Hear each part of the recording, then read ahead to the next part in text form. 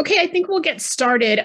Just so that everyone's aware, I guess there are some AEs registering right now for NAR's AEI. They sort of sprung that on us after this, after we had put this panel together. And because I've got one person from C.A.R. and 3 non-AE professional standards administrators, we decided not to change the time. So anybody who misses the beginning can certainly pick it up in the recording. So just a reminder, this is being recorded, just like all the other AM 101s. It's archived on our YouTube channel. Everybody who registered will get links to the recording once it's up, and any meeting materials that might come up during this AM 101. So please keep your microphones muted, put any feedback or questions into the chat, and we'll refer back to that periodically. And with that, I'd like to welcome everybody to Manage Your Virtual Professional Standards Hearing Like a Boss. And I'd like to introduce our panelists, C.C. Robles, Christine Borg, Pam Martin, and our esteemed moderator, the famous Brian Polinsky. Brian, it's all you, buddy. All right, are we going to introduce or have bios for everyone, or just get started? They can do their own if you'd like. All right, yeah, why don't we start off with that? Everyone can just give like a brief introduction. So let's start with you, Cece. Okay. Well, hi, everyone. I'm C.C. Robles, and I'm part of the Orange County Realtors. I've been with them for about 6 years and doing ProStandards for about 4 years. Great. Christine? Good morning, everyone. And I am Christine Borg, and I'm with the Santa Clara County Association of Realtors. And I have been doing this position now for 6 years. And I support the Santa Cruz Association and the San Benito Association as well. Thank you. Great. Pam? Hi, good morning. Thank you for having me here. I am the Director of Administration and Professional Standards for the Contra Costa Association of Realtors. And I have been with them for 13 years this time. Back in '79, I actually worked with them for about 5 years doing professional standards. So when I came back in 2008, not a whole lot had changed. So but it is changing lately. And I am Brian Polinsky. I'm counsel for the California Association of Realtors. I've been with C.A.R. since 2011, and I took over professional standards at the beginning of 2016. And I'm very excited to be moderating this panel about conducting virtual hearings. I know most associations have probably been conducting virtual hearings during the pandemic. I know all of the administrators that are participating in this panel have done plenty of them, and hopefully they have a lot of tips for, especially for some of the smaller associations that might not have done as many hearings. And so that's kind of the point of today's session. So let's actually get started. The first question I have for all of you is, how large is your association, and about how many ProStandards hearings do you have each year? So Cece, let's start with you. So we have about 16,000 members. I think 14 of them are realtors. I think the other ones are MLS participants. And just to kind of give you some stats, for the year of 2020, we conducted 53 virtual hearings. This year, so far as of October 20th, we've conducted 61 hearings so far. Great. And Christine? Yes, our membership is about 6,000 people. And normally my average is about 22, and that is including Santa Cruz or San Benito. And sometimes some other associations, because once in a while we pick up an extra one. And this year has been very different for me. I am right now at 16. So during the pandemic, it has actually dropped. So I was very surprised to see that, because I thought I'd have more. But... All right. And Pam, how about you? Our membership's a little bit over 4,000, and I average about 5 hearings a year. Pre-COVID, it was more like 8 to 10. Okay, so I think a couple of you have already answered my second question, which is, have you noticed any variance in the numbers since the beginning of the pandemic? And it sounds like Christine and Pam, both of you have said the number of cases have declined. Cece, are you seeing that as well? No, I feel like I get a new complaint like literally every day. People have a lot of time.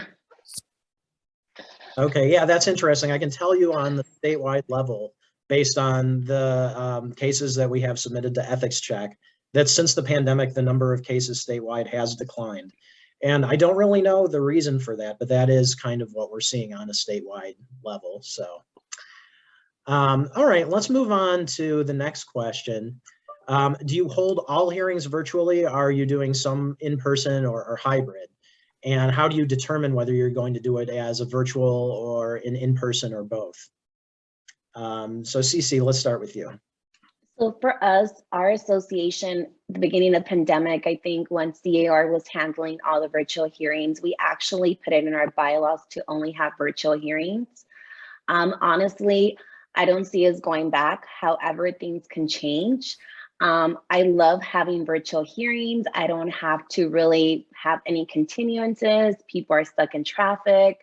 It's so easy to manage the paperwork, making sure that, you know, everybody has the right documents, and SIP forms has been such a great tool for us to use to manage all those signatures that we have to get from our panel members and our party. So honestly, I feel like virtual hearings, it's here to stay. All right, Christine, what's your answer? Well, I agree with CC. Our board of directors did approve the virtual hearing. So going forward, we're going to maintain doing the virtual hearings. I have now and then had attorneys request in person. If that happens, we would probably consider doing it, but we want to try and keep them all virtual. All right, and Pam. The same. We adopted the policy of virtual hearings absent a compelling reason. So far, we've been able to maintain that. I agree. I think virtual is so much easier to manage and have people available for many reasons. Even getting a conference room for a hearing is a battle because you're going between committee meetings, and here we can schedule anytime virtual. I know the hearing panelists, I think, may prefer in person. It was just a learning experience for them. In the very beginning, they really were fighting it. And now that they've become familiar with it and a little more proficient in it, I think that they would want to continue virtually as well. Okay, so what I'm hearing is you're basically just doing all virtual hearings now. All of you prefer doing it as virtual. They're easier to manage. So, you know, that's good feedback, and I'm glad to hear that. I can say that for the interboard arbitrations that we do at C.A.R., we've been doing those entirely virtually since the beginning of the pandemic. And we like the virtual hearings as well at C.A.R. So pretty much same answer for all of us. And there's a question, will you ever go back to in-person hearings? It sounds like most of you only want to do that upon like the party's request. Is that what I'm hearing? Let me go in a different order. Pam, is that accurate? Yeah, I think that's fairly accurate. I don't know if it's the parties as much as my panelists that the plus of being in person is that you can, you know, read the person's body language a little bit better. But also, though, the plus is the participants are less stressed when they're Zooming from home or their office, and they're not in the same room as, you know, the other party. So I think they're more relaxed by doing it that way. But it is harder for the panel to get a really good read on the parties. Okay, so is the plan to keep doing virtual hearings, or? I don't see any reason why not. I had a hearing yesterday, and so I asked some of your questions to my panel, and they said they could see hybrid, Okay. But again, that would, be a little more technical type equipment that I would have to pull that off. But me as an administrator find it so much easier to do it virtually. Even all the prep work that we have inside the confidentiality agreement ahead of time and the outline of procedure acknowledgement, all of those things are done prior to the hearing. So then, because the presiding officer's script is pretty long, so if you can shorten some of those steps, that's really helpful in administering the actual hearing. All right. And Christine, what about you? Are you thinking you'll go back to in-person or stick with virtual? Stay with virtual as much as we possibly can. And I also want to mention too that our panels have said the same thing about body language, that it is a little more difficult to read the body language, but they're learning how to possibly read faces better. And so they're not, and you can see when somebody's moving around, so you can see people usually from the shoulders up, and it still gives you some body language. And so they have now adapted to that. And I do send all of my paperwork out ahead of time. I use DocuSign, and it's worked out very well. I usually have all the paperwork back prior to the hearing. So when the hearing begins, we're prepared and ready to go. And that's including the receipt of the procedures. So I do all of that ahead of time. And it's a little more to process, but I found that it makes the hearing run much smoother. And that's the main point, is to try and have the hearing run as smooth as possible, so there aren't any delays or requests for continuances. And so I've created some extra paperwork to try and prepare everyone, especially if it's a member of the public. So. Great. And Cece, are you planning to continue with virtual hearings? Sounds like the answer is yes. Yes, I think we're going to continue with virtual hearings. I mean, maybe in the future we can do some hybrid stuff, but for the meantime, we're going to be virtual. All right, sounds good. Next question is, what platform do you use to host your hearings? Are all of you using Zoom? Yeah, I assume that was the case. Yeah, I figured most are using Zoom. It seems to work well for the virtual hearings we're doing at C.A.R. as well. The next question that we have, what features are you using within the platform to keep the complainant and the respondent separated, to prevent people from speaking over one another, allow the parties to meet privately to discuss something? Just kind of talk about some of the features that you're utilizing within these programs to conduct the hearings. Christine, I'll start with you this time. I'm the chatty one anyway, I suppose. Just trying to mix it up.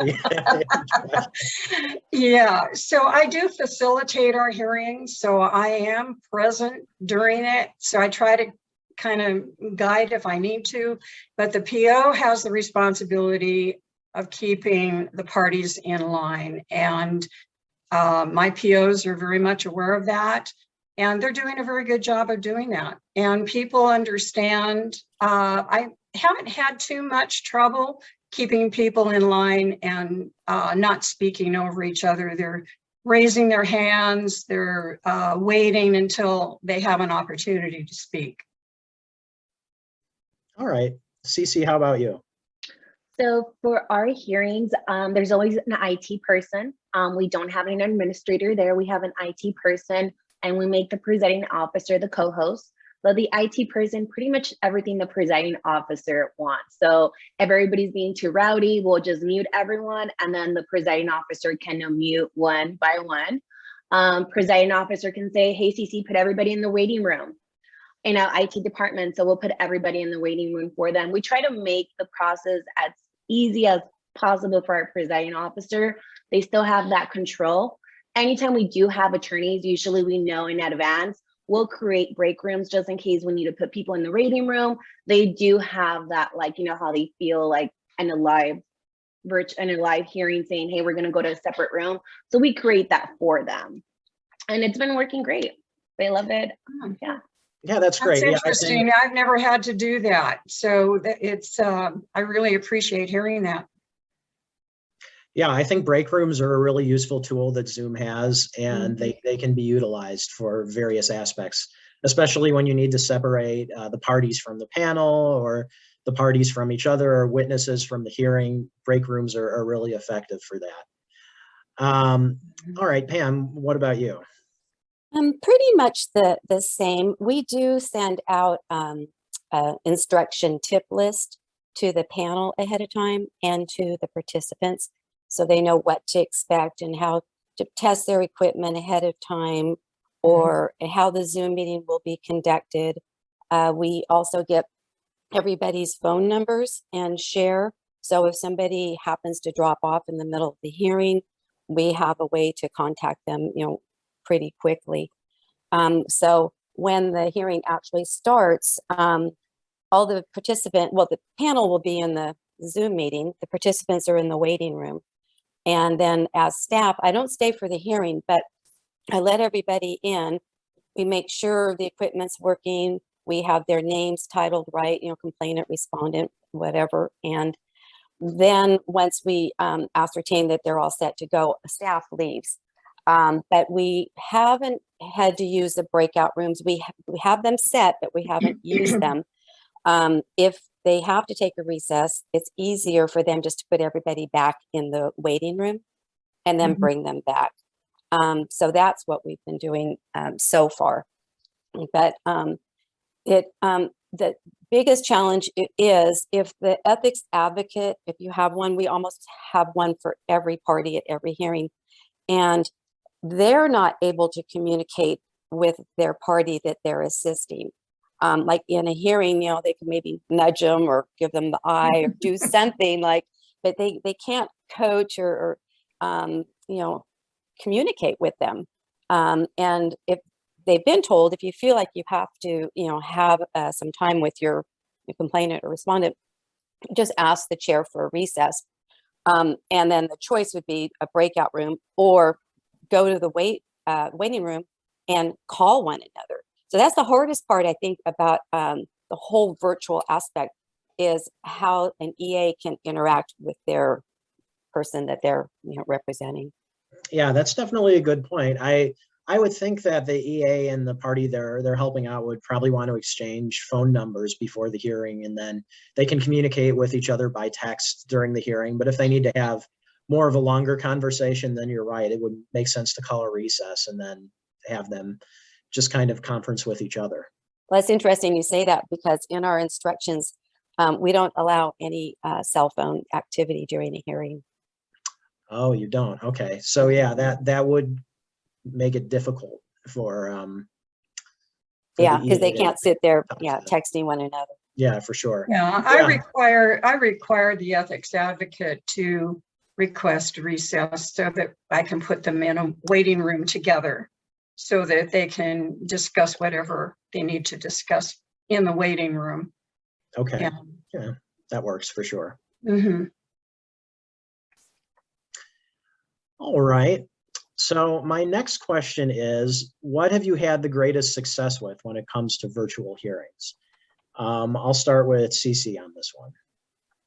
I think it's having all the documentation needed, reminding them, you need to turn it in time. So I have loved having all the paperwork. So for us, the paperwork has been efficiency. So that's the part that we have loved the most, having everything together, cohesive, running smoothly. Great. And Christine? I haven't had any issues in regard to that sort of thing. So I don't know how to say I've had any enormous successes. It's been running smoothly and we're happy with it.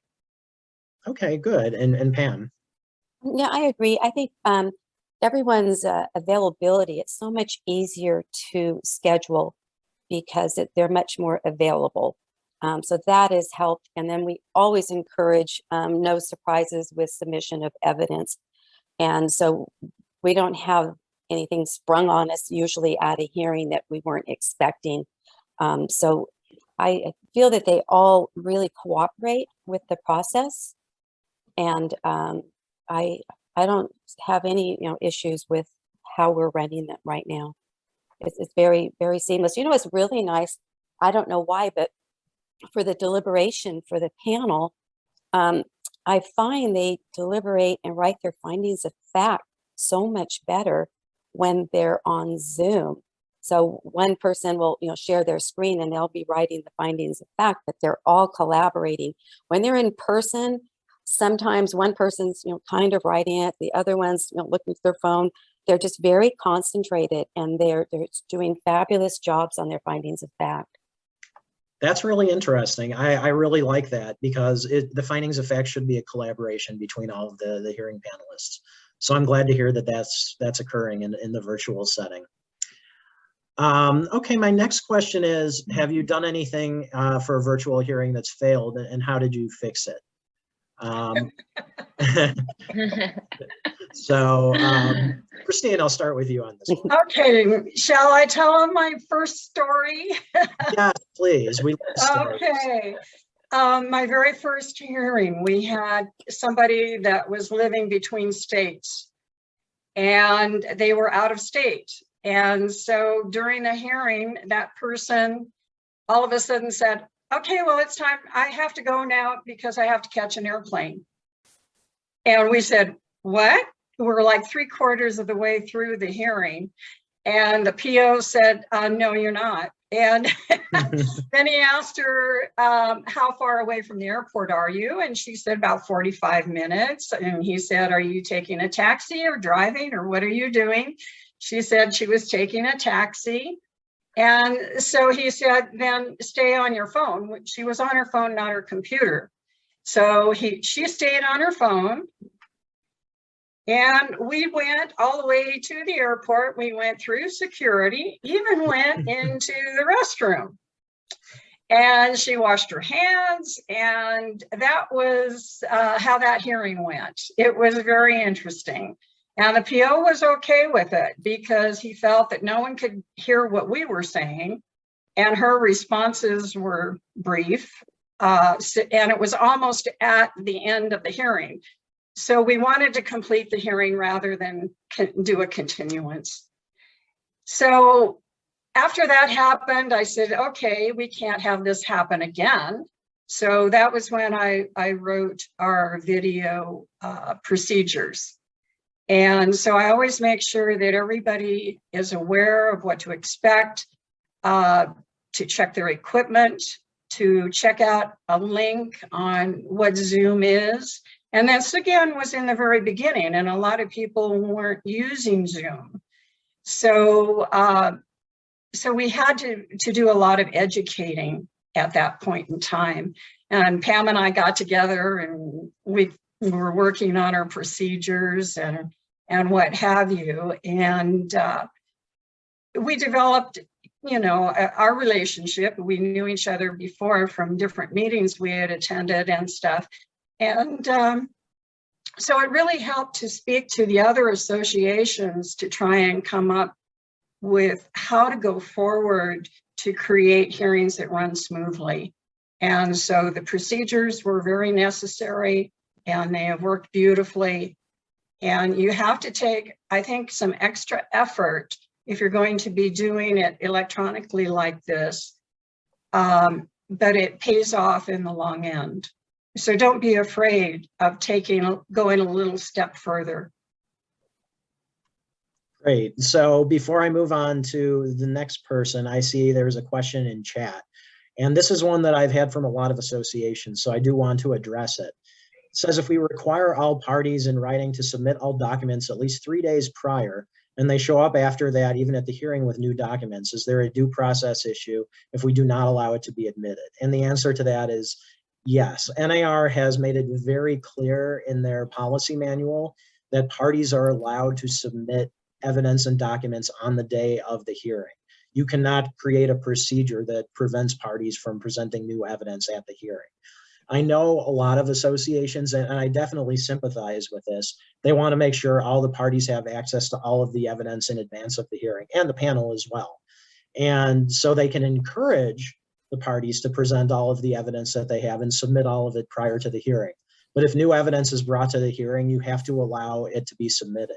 So it's important in the virtual hearing context to have some way that would allow a party to submit evidence at the hearing itself. So that's the answer to that question. So now back to the panel. And we were asking, what have you done for virtual hearings that's failed and how did you fix it? So Cece, what's your answer to that question? Oh my God. So I think it was like my very first hearing. We have this thing where agents need to register prior to the hearing time. But I didn't know that if the hearing starts at 8 and we have someone trying to register at 8:01, it won't let them be part of the meeting. Oh no. So that was like so stressful for me because I'm like, oh my God, what am I doing? I set it up right and so on. So I just had to take a breather and just kind of create another link and just give that time. So I kind of always just like for registration time, I always send an email, please be sure you register before this time. And if I don't see a registration, I call them. So that was a big lesson I learned on my first one. So yeah. Okay, great. And Pam, how about you? Well, not as exciting as Christine's airport story. At one of our first hearings, I learned from the panel afterwards. What we do now is we require everybody stay visible, and no backgrounds, just in case there were other people, just for confidentiality. Because during a hearing, we had a participant go ahead, and she left the room, but she says, I can still hear you. And then she comes back and she changed her clothes. She had a new outfit on. And so it was like, okay, we need you to concentrate. We need you to be in front. We don't know who else has been, is in the room with you.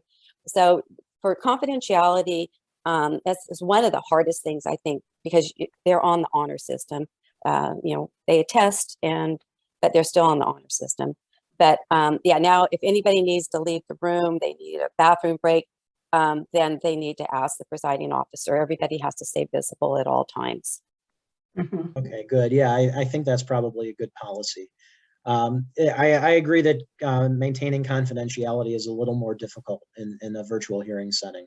But by disallowing backgrounds, I think that probably does help at least a little bit to solve the problem. Okay, my next question is, how do the participants feel about virtual hearings?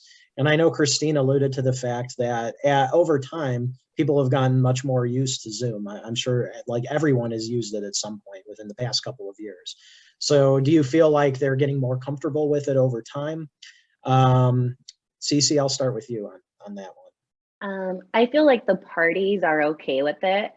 It's mostly when I have attorneys that sometimes they try to prolong it and they kind of want to meet in hearing because, they need to have that court setting that they feel this is actually important type of deal. So I think it's mostly attorneys who want to go back to in-person hearings. Mhm. The only pushback I get from parties, it's when they get the decision and they don't like the decision and they're like, well, this would have been a different outcome if this would have been in person type of deal.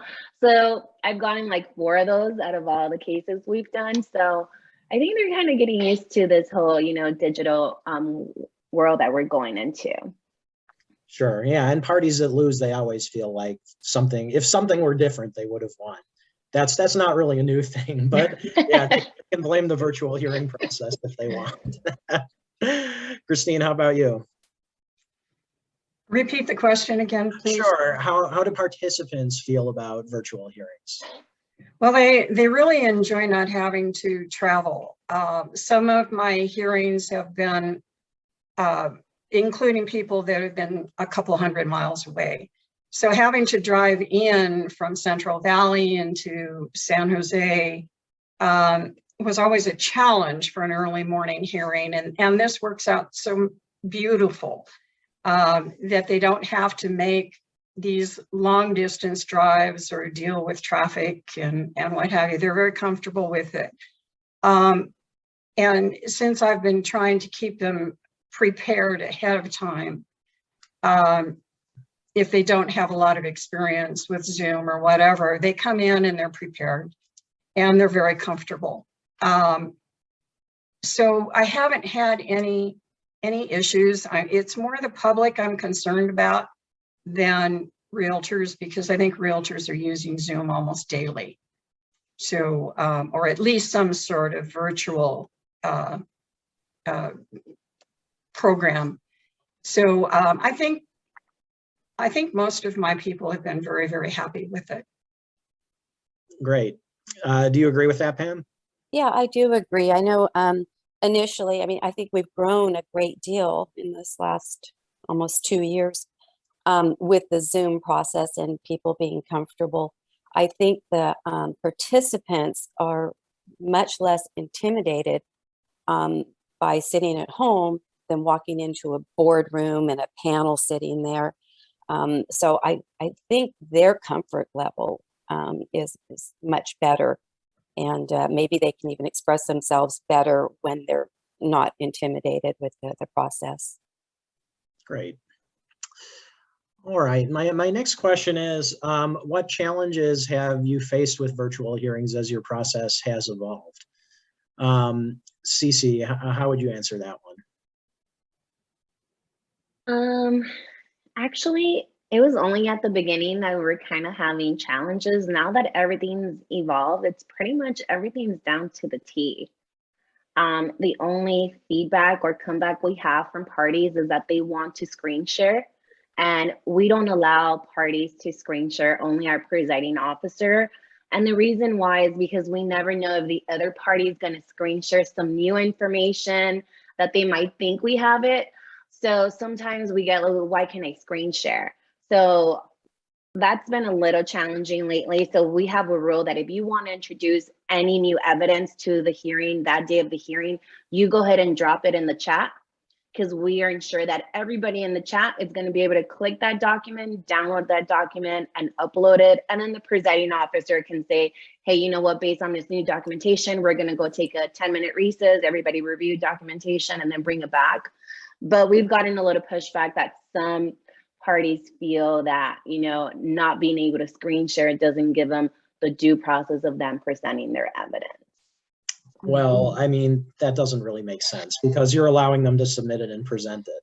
So yeah, I see what you're saying. And it's important to make sure that everyone who's at the hearing has access and can review the exact same evidence in the same way. So yeah, I understand why you would disallow screen share in that circumstance.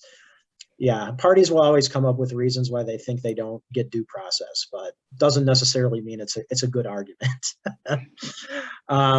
So Pam, what about you? Any challenges you've faced? Maybe a couple, but just to piggyback on the chat for submission of documents, it's a great idea. I always thought if it happened, it hasn't happened, I would have them email it to me, then I'd email it to the parties. But putting it in the chat is a very smart idea. I think if that happens, we'll use that method. I think, you know, what we do is we practice. So I get my hearing panel together, you know, a month, 2 weeks, whatever, before a hearing, and they get comfortable with the breakout room, with the whole process. The presiding officer sometimes will read the entire script, so it's familiar to them. They ask questions of one another because, I mean, each time it's a different group of, you know, panelists, and not all of them, you know, have done multiple hearings. So it's kind of new each time. Our very first one, our hearing panel, they must have practiced 5 times. I think we all got together because having them be comfortable is what we needed to, you know, educate and be comfortable. And so the one we just had yesterday, we did 3 practices on that one prior to the hearing, and they just sailed through it. They did great. So I think just being prepared has helped us not have too many challenges during the hearing. That's great. What do you do as a practice?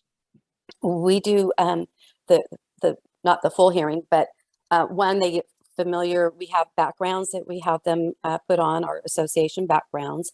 We help them learn how to change their names and put, so-and-so panelist or so-and-so chair. They play with the recording. They play with doing the breakout rooms, putting people in the waiting room. And what we do during the hearing is we give the chair is the chair of the host of the meeting. And then all the panelists are co-hosts. So they all can be managing the functions of the Zoom meeting. If one can't, the other can. And we usually will designate at practice who's going to be the person in charge of the recording, who's going to be the person looking for if there's the waiting room or something that's happening in that area. So they all have a role and they practice it. And then they read the presiding officer's script, because it's awfully long. And for the Zoom, you're asking each person to attest to this and then attest to that. And so just for them to get familiar with the process is helpful. They're like, well, when will this happen during the hearing? Although it's right there in the script, it's still just good to practice it, act it out and see how it works. That's great. Yeah, I think that's a really good idea and helpful if you're able to do like a practice hearing with your panel if they're available. Definitely something for other associations to adopt potentially. Christine, what are some of the challenges that you have faced? I think the challenge that I'm somewhat facing is the POs. I think I've talked to you before about this, is that I think that the POs need some sort of training that would allow more consistency between the hearings as to how they proceed and the way they feel that it should be run.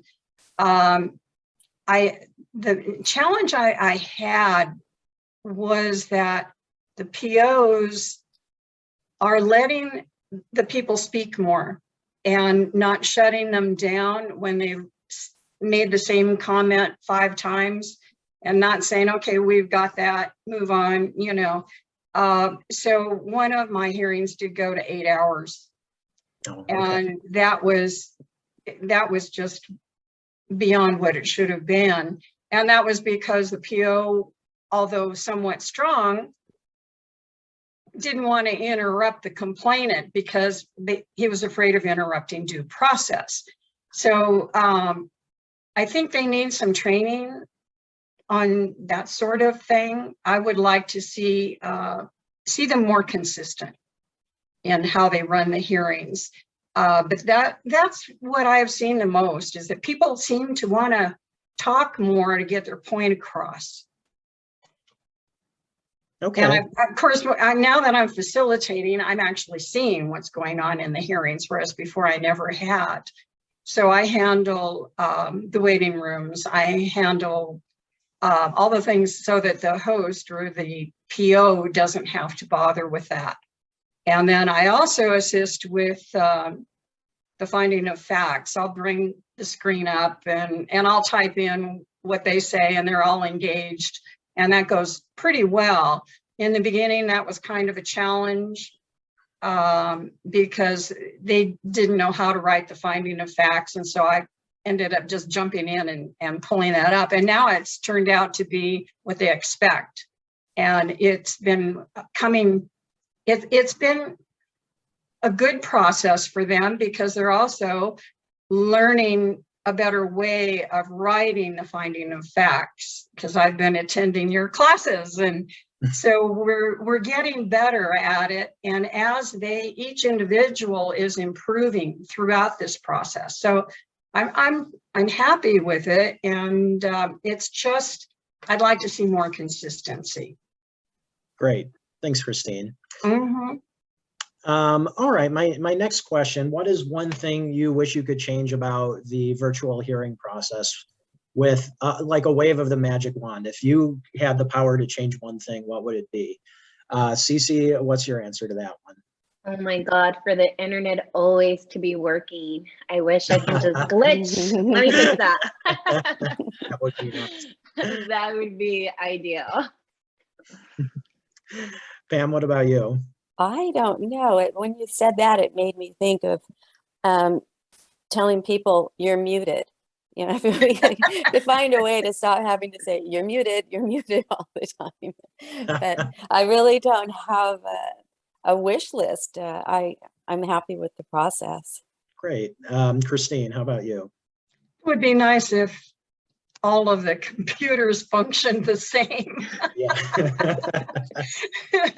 Because when you go to do something, it seems like it's in a different place or a different spot on different computers, or sometimes the camera has to be set up a certain way on your computer, whereas on this computer it isn't. So I think sometimes you run into technology issues like that. Yeah, no, I hear what you're saying. You know, technology can be such a great tool, but it can also be frustrating sometimes. But I think on balance, most of you appreciate this virtual hearing technology. That's what it sounds like. So, okay, and my final question is, what advice can you give other ProStandards administrators to kind of help them better their process for virtual hearings? Pam, I'll start with you on that.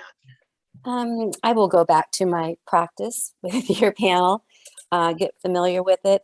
The video instructions that we put together and that Christina talked about earlier, we did that way back last year. Mm-hmm. And it's really helpful for the panel. We have one for panel, one for participants as to what to expect, you know, about their equipment, about when you join the meeting, you're going to be in a waiting room. If you have additional evidence, this is what you're going to do. Witnesses and how they will be in the room and then placed in the waiting room. And that's another thing with us. We're never sure where to put the witness. And so I find it's best just to put them back in the waiting room and not a breakout room. It just seems to be best. But basically, educating all the participants with the instructions ahead of time, and then practicing with your panel ahead of time. I think just being prepared is the key. Great. And Cece, how about you? I was going to second that on Pam. I just agree, just practice and just being prepared. And honestly, you're going to make mistakes, but trust me, once you make that mistake, you're not going to make it again. So, you know, welcome the mistakes. Christine? Well, in the beginning, I depended a lot on Cheryl Strong.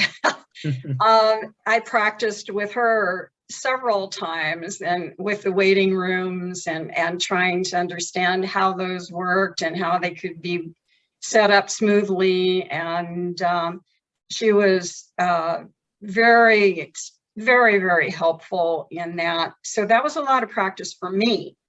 I think also having your procedures in place, keeping everybody informed as to how it's going to proceed. Like I said before, I think you might have to take an extra step to do this, like writing the procedures or maybe making extra phone calls to people to make sure their computers are functional. Whatever it is that might come into play, do it because it's going to be in your favor in the long run. Great. Well, thanks to all of you for participating in this panel. It looks like we have some time to open it up to questions if anyone else has any questions, either for me or for any of the panelists. So you can unmute and ask the question or enter it in chat, whatever you'd prefer. Brian, I would like to ask the panelists, if any of you would be willing to share your instructions, your rules, the procedures that go out to both the panelists as well as the other participants. If you would be willing to share those, if you would email them to me so I can include them in the follow-up, because you guys have laid some amazing groundwork and I could not be more impressed. This was fascinating for me. I haven't been an AE for 1.5 years now, and so I've never had to do a virtual hearing, and the information that you had to share is awesome. So thank you. So if you would be willing to share those, please just email them to me after. Absolutely. Anybody else have any questions or anything to share? Anything you're doing that is really great that hasn't been mentioned?